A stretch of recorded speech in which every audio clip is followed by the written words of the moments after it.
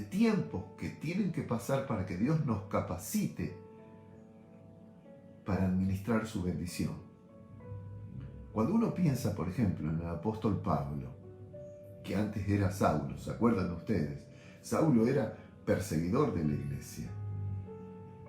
Era un asesino, había mandado matar a a Esteban, y había encarcelado a muchos, y había hecho daño a muchos cristianos. Pero tiene un encuentro con Jesús y se convierte. Y si uno lee la Biblia, parece que del día a la noche, ese Saulo pasa a ser el apóstol Pablo, y empieza a predicar y empieza a hacer los viajes misioneros. No. Si uno lee, por ejemplo, el libro de Gálatas, se encuentra con el propio relato del apóstol Pablo de cómo fue el proceso por el cual él tuvo que pasar en el tiempo para ser capacitado por el Señor, para ser un buen administrador de un llamado como ministerial como apóstol. Dice aquí en el capítulo 1 de la carta a los Gálatas: pero cuanto agradó a Dios, que me apartó desde el vientre de mi madre y me llamó por su gracia, revelar a su Hijo en mí para que yo predicase entre los gentiles, no consulté enseguida con carne y sangre, ni subí a Jerusalén a los que eran apóstoles antes que yo, sino que fui a Arabia y volví de nuevo a Damasco. Y después, pasados 3 años, subí a Jerusalén para ver a Pedro y permanecí con él 15 días. Pero no había ninguno de los otros apóstoles, sino a Jacobo, el hermano del Señor. Y después en el capítulo 2, versículo 1 dice: después, pasado 14 años, subí otra vez a Jerusalén con Bernabé, llevando también conmigo a Tito. 14 más 3, 17 años. O sea, desde la conversión del apóstol de Saulo hasta que el Señor lo manda como misionero y a llevar adelante el ministerio apostólico, pasaron 17 años. Abraham 25, José más de 13, Pablo 17 años. Tiempos con que Dios trabaja en nuestra vida para capacitarnos. Ahora, volviendo a la parábola del hijo pródigo, miren qué interesante. Es en el momento en que ese hijo se da cuenta que no supo administrar correctamente aquello que le había dicho al padre: dámelo ahora, dámelo ya, como diciéndole: morite, pero yo quiero lo mío porque me creo capaz para llevar adelante lo que me pertenece y administrarlo. Cuando se funde, cuando llega al punto de ni podía comer la comida de los cerdos, así reacciona ese hijo. Dice el texto: y volviendo en sí dijo: ¿cuántos jornaleros en casa de mi padre tienen abundancia de pan y yo aquí perezco de hambre? Había pasado tiempo, malgastó todo, entró en una crisis terrible, vino un hambre al lugar donde estaba, llegó a lo más profundo y allí, en lo más profundo, se dio cuenta de cómo era su padre. ¿Cuántos jornaleros, dice, tienen en casa de mi padre abundancia de pan y yo aquí, que podría estar mucho mejor, siendo su hijo perezco de hambre? Me levantaré, iré a mi padre y le diré: Padre, he pecado contra el cielo, contra ti, ya no soy digno de ser llamado tu hijo, hazme como uno de tus jornaleros. ¿Qué quiere decir esto? Que tomó conciencia, volvió en sí. Versículo 17, y volviendo en sí dijo. ¿Por qué? Porque cuando le dijo al padre: dame lo que me pertenece, dámelo ya, no estaba en sí, no estaba en control de sí mismo, estaba fuera de conciencia de que no tenía la capacidad necesaria para administrar eso que decía que le pertenecía y que sabía que su padre se lo iba a dar. Pero su impaciencia lo llevó a exigirle al padre eso.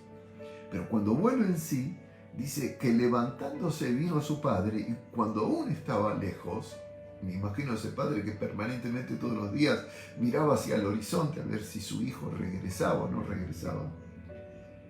Vino a su padre, y cuando estaba lejos lo vio su padre, y fue movido a misericordia, y corrió y se echó sobre su cuello y le besó. ¿Por qué no lo fue a buscar el padre, si estaba tan anhelante del regreso de su hijo?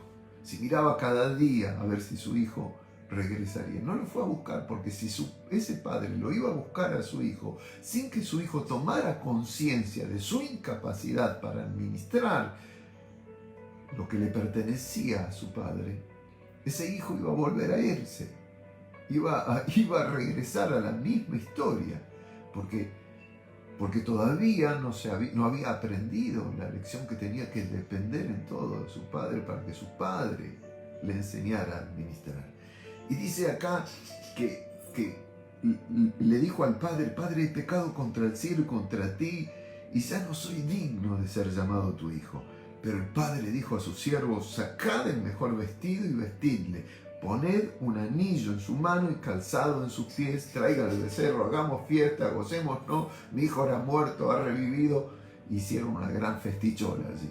¿Por qué? Porque su hijo había regresado, pero no solamente porque había regresado, sino porque había tomado una conciencia diferente de su necesidad de no solamente recibir la bendición, sino tener capacidad para administrar la bendición. ¿Me están entendiendo? Le hace poner el anillo.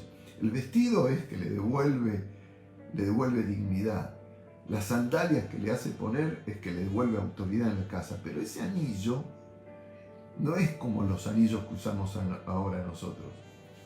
El anillo era el sello de la familia. En esa época, cuando se daba algo, se lacraba con un anillo. Ese anillo era señal de administración en la casa. Quiere decir que su padre, a ese hijo que había malgastado todo, le devuelve el lugar como administrador de su casa y de su bendición. Tremendo. Tremendo. ¿Y por qué se lo devuelve? ¿Por qué le devuelve el anillo, que era como una tarjeta de crédito Gold, ¿no? Que podía hacer lo que quería con esa tarjeta, gastar lo que quería, administrar lo que quería? Porque sabía ahora que ese hijo ya no iba a malgastar lo que era de él, sino que iba a ser cuidadoso en administrar eso para la gloria de su Padre. Y así actúa Dios con nosotros.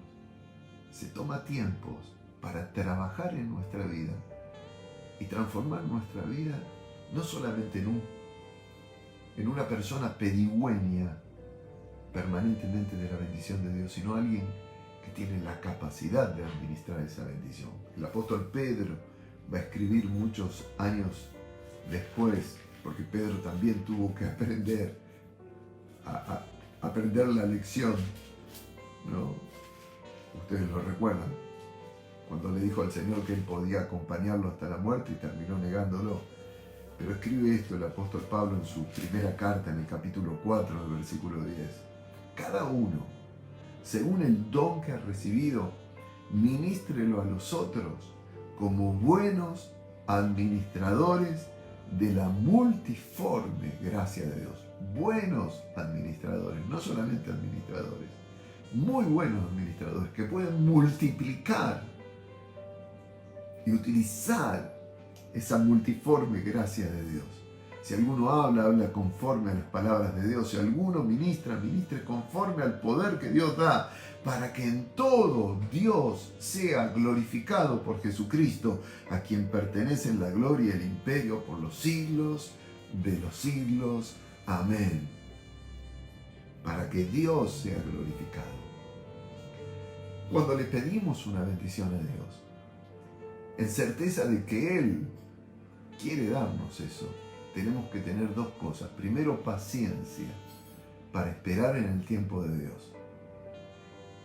Porque Dios trabaja en nuestra vida en los tiempos en que todavía no nos da las cosas.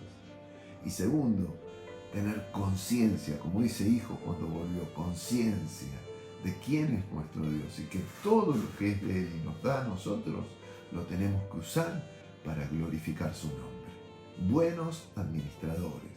Dios es un buen padre, un padre sabio que cría a sus hijos para que sus hijos traigan gloria a su nombre y disfruten su bendición.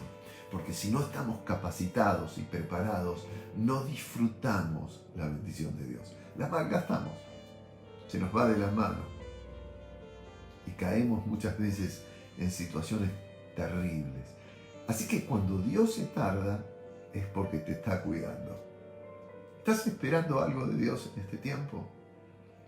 ¿Qué tal si le decís al Señor: Señor, enséñame a esperar en ti. ¿Cuántas veces aparece esto en la palabra de Dios? Señor, enséñame a esperar en ti.